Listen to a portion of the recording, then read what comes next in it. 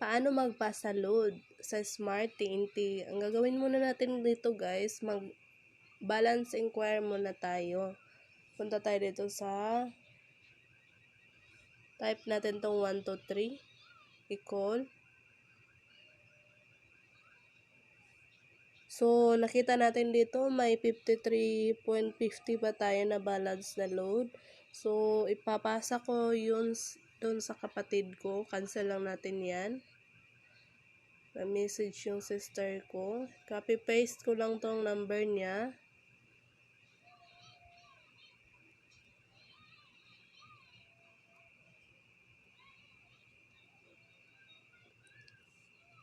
So, dito, na-copy-paste ko na yung number niya. Punta tayo dito sa message.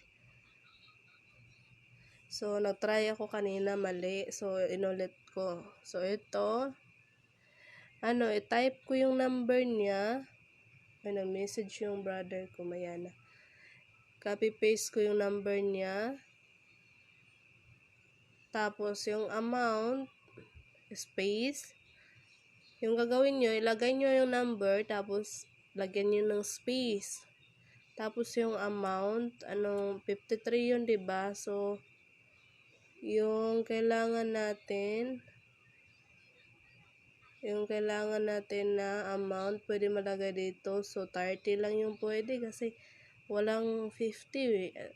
60 yung kailangan. Hindi aabot. Okay sana ako 50, 40. Kaso wala. 30, 60 lang, oh. So, ilagay natin dito is 30. Send natin. Sana okay to. You are about to pass a load.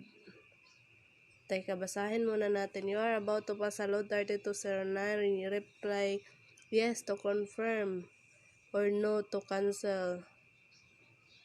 Pass a text. Yes. Yes yung ilagay natin. Malaking yes.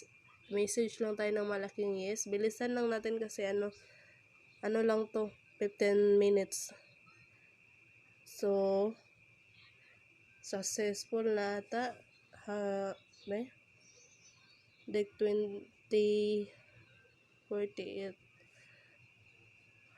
Hashrate 3209. Ganon. So, success yung natin, no? Pagpasa load. So, ganun na yung gagawin, guys. Happy ako kasi na-success. Ulitin natin kasi mayroon pa tayong balance. Check lang natin yung balance natin, guys, ha? Check natin ulit. Asterisk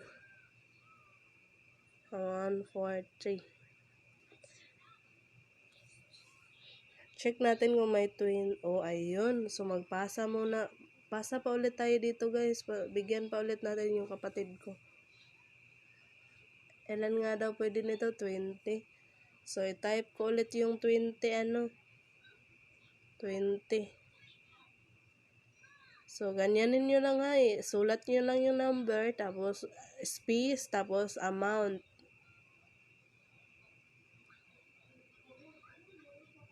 So, ganun lang magpasa load. Tapos, kung may text na ganito, replyan lang ng yes. Teka guys, bakit hindi maano?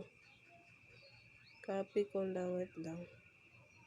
Ganun lang yung ginawa ko kanina guys. Gayahin nyo lang yun. 20.